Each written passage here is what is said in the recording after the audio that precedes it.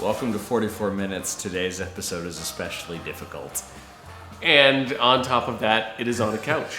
And top of that's on a couch. The apartment that I'm in has a couch. My roommate brought the couch. I will be bringing another couch. I don't think we'll be recording an episode on that couch, but you never know. We could.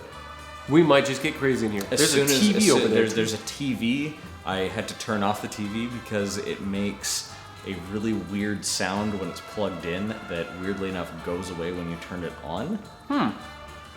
Interesting. But I figure, had that problem before. But I figure that there's enough with the people living upstairs and the street noise out there that it's just like maybe enough white noise. Speaking of white noise, thank you. Here. Let's just get the record and hold it up. So do the honors. Some of you may actually, you know what? Just in case there is even glare as well, I'm gonna take the plastic off. Yeah, and then of it's course still there's more plastic. There's more plastic on it. Some of you may know who James Last is. The album is called Humba Humba a Gogo. It is 28 non-stop drinking dance party music from 1968. Yes. I don't know. Okay, look, as much as I made such a fuss about the Alan Sherman thing, that was just me being like a bitchy asshole. This is like legitimately kind of... I mean, this is perfect. It's perfect because it really does personify so much of what it was that we were... or at least that I was looking for, that we kind of started the show for. Yes, it turns out that we realized the main purpose of this show is really just to find an album and answer the question, what is this? Yeah, I was just thinking about that earlier because I've definitely I think because we try to come up with that complicated thing of like, oh, it was the kind of records that people just had in their house, which apparently most of Europe, I'm fairly certain most of the world had a James Last record. So for the most part, it's when we see something, it's like, what is this? But this at least personifies the first. And to be entirely clear, most people probably had one of these albums because there were 190 of them. Because his career was like 50 years? 50 years, active from the late 50s, about 1959. So he was born in 1929. This is so awful. And actually passed away earlier this year in June. Yeah. So that's 86. He was 86 years old. He actively made music from about the late 50s to 2009, I believe, was his last album, somewhere in there. So it's pretty incredible the amount of work he did. And as you'll hear in the sound samples, he's known for this kind of music. That was a great voice crack. At least it's not vocal fry. Hey, this is vocal fry. That's so vocal fry. No, vocal fry's great. It's not. It's useful. It's useful. It's also just the way people talk now. It's true. It's like people complain about it so much. It's just like, no, a dialect just shifted. That's what's going on. Yeah, you can't break that. Can't break that. So James Last, stylistically, is like, take Herb Alpert and then remove everything that's like clever about it and just leave this weird, upbeat, non-stop, like there are no track breaks in this, and it's all like one weird, horrible, continuous shit show. Like, and it just goes on, and it's like the sounds of what I imagine like descending into madness has to be like. Just walking around and hearing this everywhere you la, go. La la la la la la la la la la. And then layer those sounds on top of each other, and just and also a choir that just is just going like in place of words, just just the whole time. The whole time. And just imagine you're in someone's, like swanky apartment and like shag carpet and all. Shag carpet, like, a wacky 60s color furniture, big hairdos, the spray, and everyone's just kind of like doing this, or they're all like drinking martinis and like laughing for like, that's the thing. I imagine in my head just this horrible like party scenario, and that's it. That's like it's like this weird descent into like the worst kind of like 60s pop hell.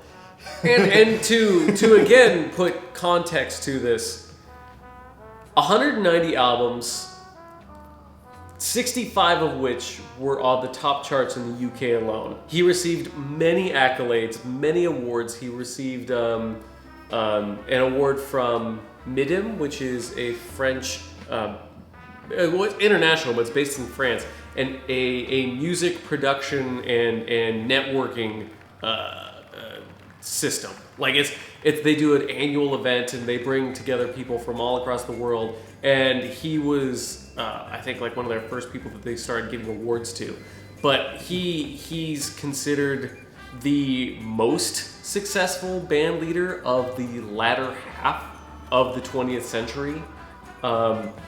Just absolutely incredible the amount of praise he received, and money.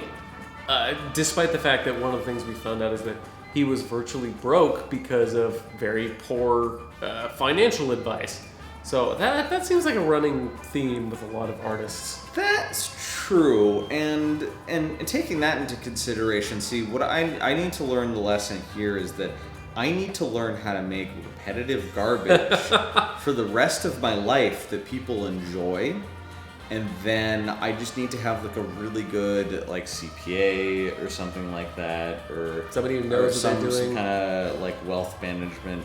So whatever it is, I just need to be able to just like earn so much money for making shit, just such pure garbage. No, I feel like I'm being so harsh, but at the same time, it's like, no, he's made something. It's perfectly like there's nothing wrong with it. That's the thing. It's perfectly upbeat. It's enjoyable. It's background music. That's the thing. Ultimately, this was designed so you could put it on and not actually have to listen to it. The problem is that the first time I listened to it, I was just like, oh, it's just like a shitty like lounge big band jazz corny pop. Like it's corny. It's whatever, and it's just it's like I said at the beginning. It's like Herb Alpert, but without any of the fun. I mean, no, Herb Alpert's genuinely enjoyable to listen to. I know that's kind of reduced to like lounge music as it is, but like lounge music is fun. We were sitting here listening to it, getting ready for this episode, and as per usual, I hadn't done enough research. I know me and Kevin had talked about it before when we did our Periscope thing that like 6 people watched. Something like that. Periscope is interesting, and eventually we'll get you guys to join us on Periscope. We'll keep working on that.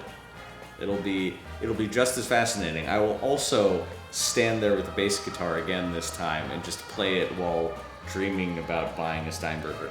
But one of these days. But that actually brings up a really interesting point. James Last is a trained jazz bassist. Yes. Was a trained jazz played bassist. the double bass and was told by his music teacher that he had no talent. Basically lacked musical talent. He lacked musical talent. And again, look, the guy's ultimately immensely successful. That's the thing. It kind of doesn't matter if you're talentless. Like if you know, he clearly had some talent. He knew enough of what were the like highs of music and the kind of it's a white noise equivalent. Yeah, like I was saying earlier. I mean, that's To put it in context, he released almost on a yearly basis, and sometimes more than once a year, a series called Non-Stop Dancing, and it was always popular music of that year or even the last few months, done in his specific style, just completely without breaks. A consistent flow. Probably same thing as this. Just like this, just the popular. It's popular music, and it earned him titles such as the King of Elevator Music or making acoustic porridge. He was once asked in an interview if he minded being called the King of Corn. I mean, corny music. Yeah. Like it needs explanation, but and he said he did not care because it was true. He was completely aware of what he was doing. To it. That's the thing, though. That's what's so fascinating. It's just like who needs integrity? You know? If you know that it's if you know that it's gonna work for you. I mean, what do you like? Having listened to it again, and I guess this is what I was trying to get to earlier. It was just sitting here listening to it now. I felt like I was going out of my fucking mind. But what do you actually like? What do you think of this, like, as a thing? It's, and I don't know if it is that whole madness element to it as well. It is so ridiculously catchy. It is. It's almost even deceptively catchy. Well, I mean, as much as I was sitting here being like, I hate this. This is horrible. We were sitting here like dancing the whole time. It was just and like, it comes down to the fact that, like, as white noise, you tone it out, and then all of a sudden you realize that you've been dancing around the room for the last 5 minutes. Yeah. Like, it gets under your skin as you're listening to it, and as much as it can be like, wow, I can't believe this. Next time I throw a party, I'm for sure just like playing this. Absolutely.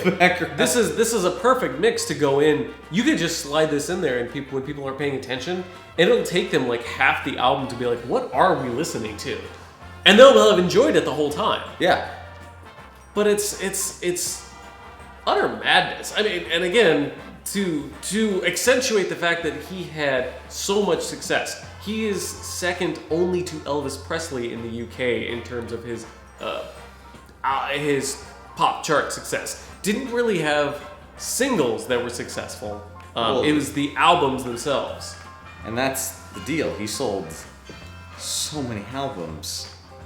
So many albums. So many albums. We'll be back in a moment, folks. Right back.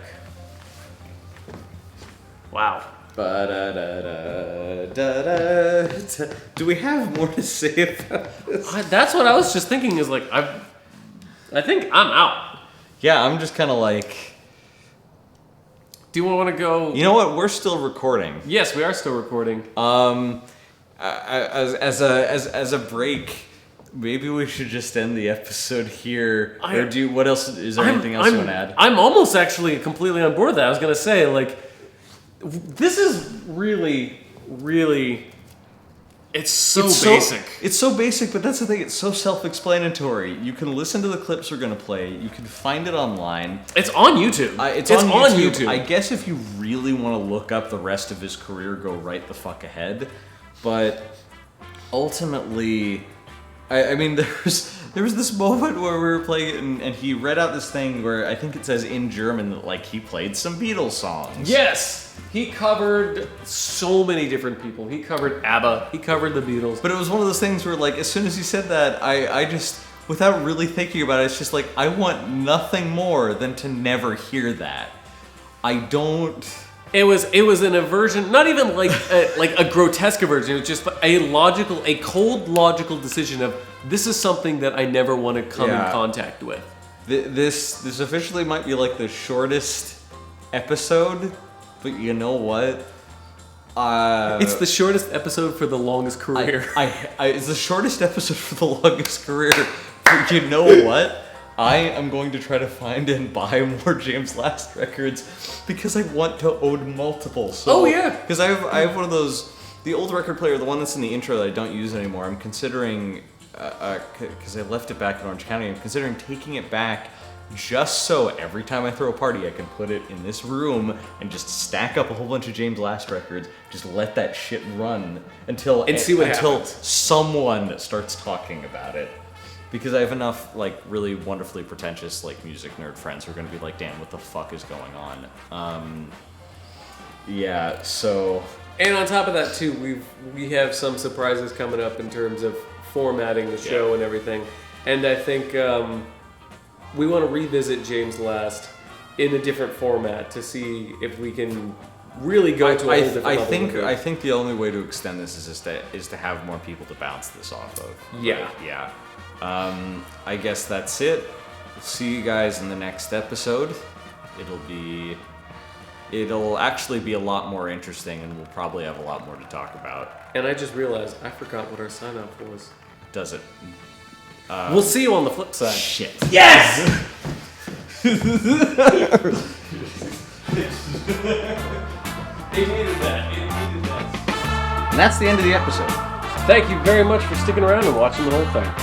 Like, subscribe, comment, click down below thingy. Exactly. And then click the other thing for the other thingy. And then watch our other videos, and then watch the next video, and watch the last video, so watch our thing. We promise they're very similar. Okay. Have a good one. Bye.